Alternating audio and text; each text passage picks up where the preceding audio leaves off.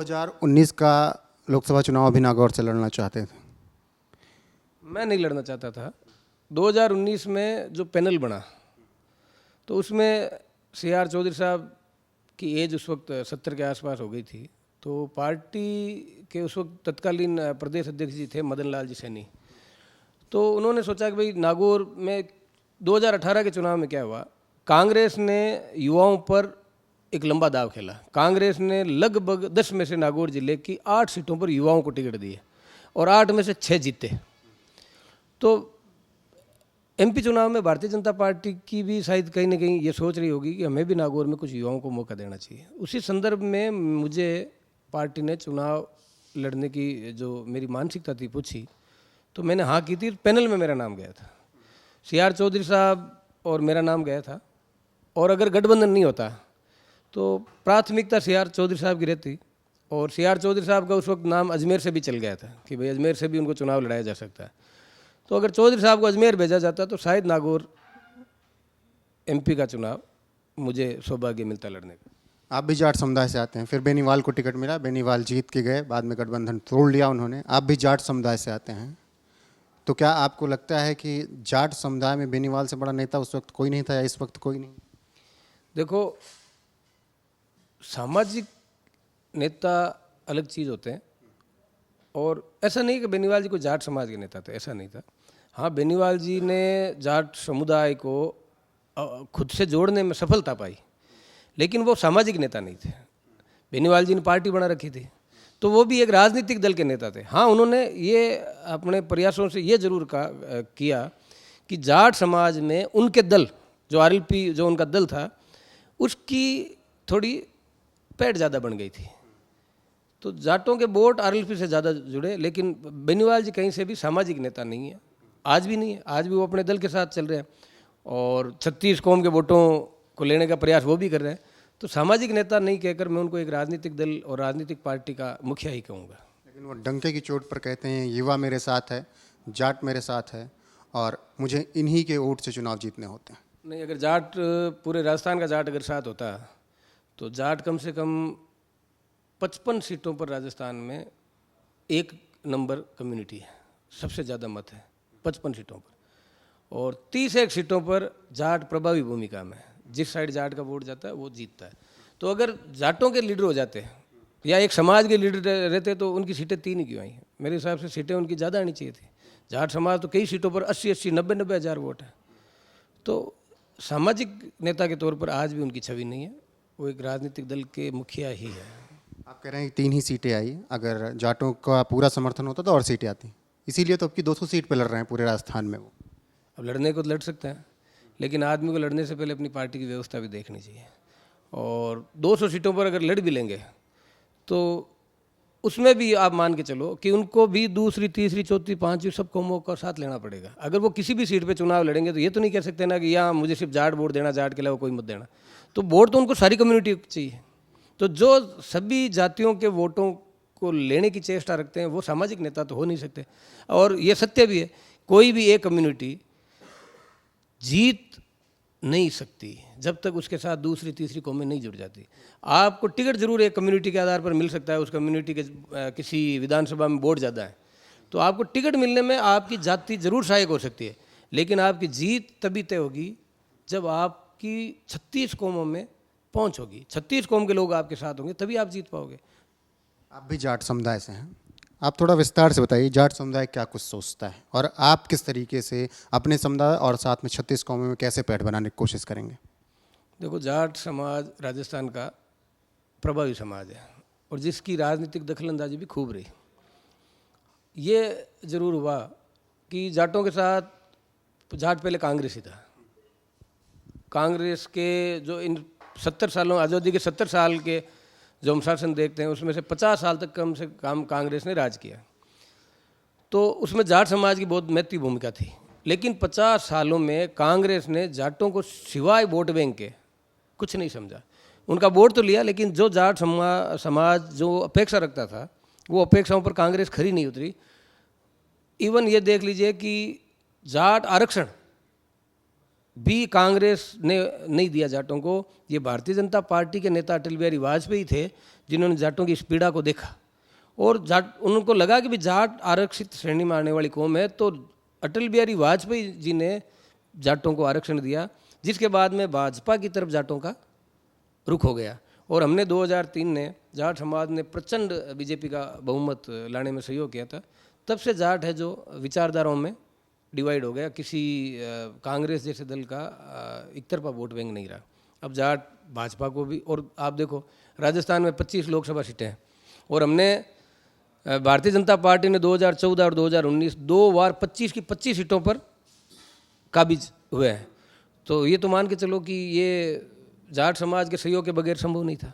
गठबंधन वाले जो छोड़ के चले गए ना, फिर वो देखो उनकी व्यवस्था है, वो अपना तात्कालिक हित के बारे में ज़्यादा सोचते हैं। बेनीवाल जी की क्या आदत रही है, वो तात्कालिक हित, अभी उनको क्या फ़ायदा हो रहा है।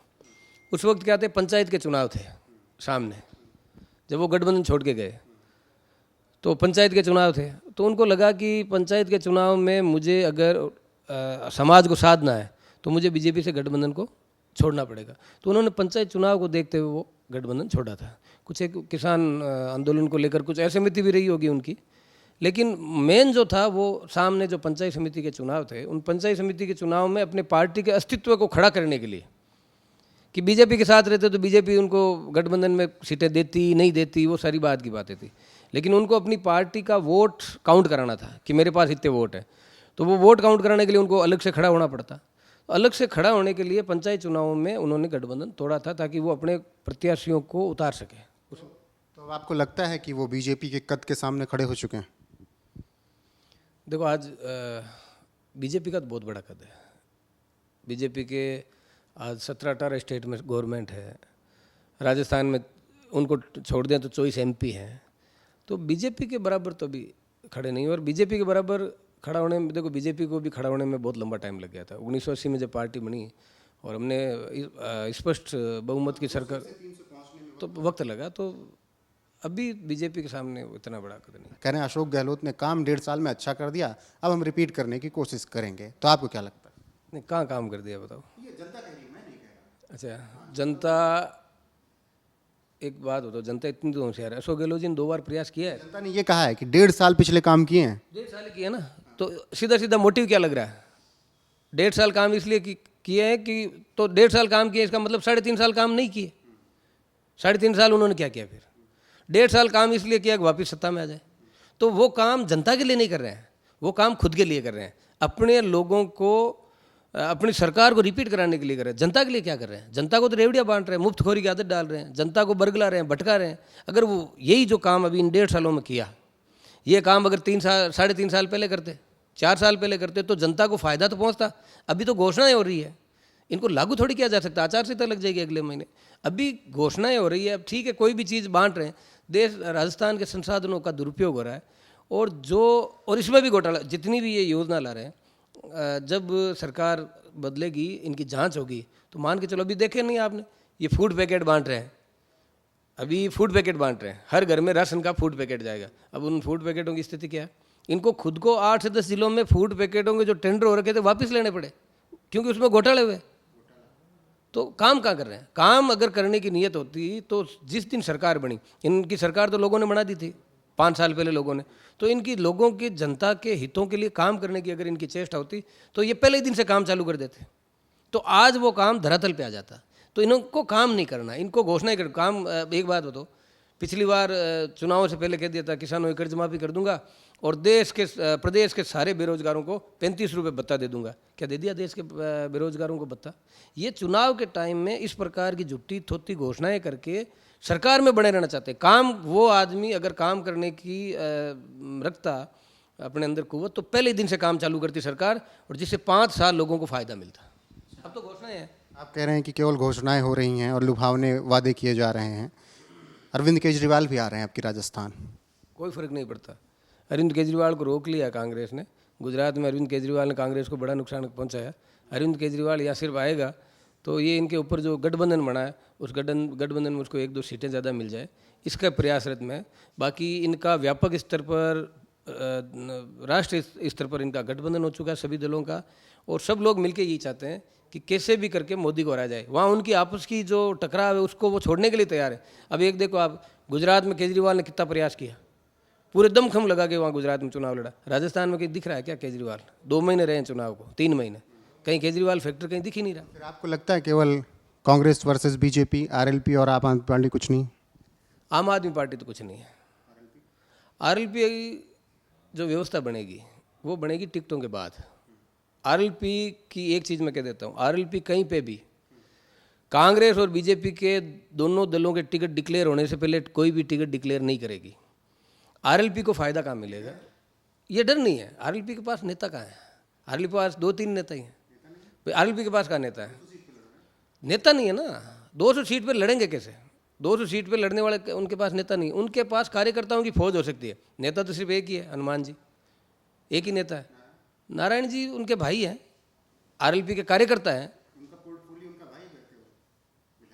भाई विधायक बाद में बने ना, वो तो हनुमान जी ने सीट खाली करी तब बने।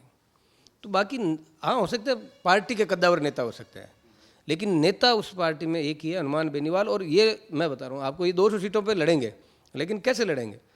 ये लड़ेंगे जब ये इनकी सूची पहले नहीं आएगी। कांग्रेस और बीजेपी की सूची का इंतजार करेंगे। जब कांग्रेस और बीजेपी की सूची आ जाएगी तो कांग्रेस और बीजेपी से जो महत्वाकांक्षी लोग हैं, जो जिनका किसी न किसी वजह से टिकट कट गया और वो चुनाव लड़ना चाहते हैं, तो फिर वो आरएलपी की तरफ जाएंगे। और आरएलपी को फिर हर सीट पर वो कैंडिडेट, वो दोनों दलों के बागी कैंडिडेट ही प्रत्याशी होंगे। मैं ये आज कह रहा हूँ। कार्यकर्ताओं को ठीक है, कोई से एक जगह कार्यकर्ता कोई मजबूत है जिसने पिछली बार अच्छी परफॉर्मेंस करी तो वो बात अलग है। बाकी 200 सीटों पर लड़ने के लिए भारतीय जनता पार्टी कांग्रेस के बागी उम्मीदवारों की तरफ आरएलपी जाएगी, तभी 200 सीटों पर लड़ पाएगी। आखिरी सवाल, बीजेपी 200 में कितना जीत रही है? पिछली बार से ज़्यादा। 161 पे थे हम 2013 में, और अगर हमारा पूरा तंत्र अपने पूरे मनोयोग से लग गया और कार्यकर्ता अपने दमखम से लग गया तो हम 161 का रिकॉर्ड हम बना चुके हैं। हम उससे भी आगे जा सकते हैं। यही है कि हमारा कार्यकर्ता, हमारे नेता सब पूरे मनोयोग से लगे। बीजेपी के पास बहुत लंबा, अब अगर हम 2019 का एमपी का चुनाव देखें, 2019 का एमपी का चुनाव देखें तो राजस्थान भर में कम से कम 180 सीटों पर, 180 विधानसभा सीटों पर हमारी लीड थी 50,000 से पार। 2019 का लोकसभा चुनाव अगर देखें, अगर 2019 में जैसा भारतीय जनता पार्टी का कार्यकर्ता लगा मोदी जी को देश का प्रधानमंत्री बनाने के लिए, और राजस्थान का कार्यकर्ता 2019 की तर्ज पर अगर राजस्थान में लग जाए कि मुझे प्रचंड बहुमत के साथ भारतीय जनता पार्टी की सरकार बनानी है, तो 180 आंकड़ा कोई मुश्किल बात नहीं। मुख्यमंत्री कौन होगा? जो पार्टी आलाकमान तय करेगा, पार्टी आलाकमान जो तय करेगा। यहाँ के विधायक भी तो कुछ सोचे। विधायक दल की बैठक में होगा तय बात। बाकी तो विधायक जीत के जाएंगे, उनसे रायशुमारी होगी, उनकी रायशुमारी के तर्ज पर आलाकमान तय करेगा। जो राजस्थान के लोगों के जीवन स्तर को आगे बढ़ा सके, राजस्थान को विकास की ऊंचाइयों पर ले जा सके, ऐसी सोच वाला व्यक्ति मुख्यमंत्री होगा।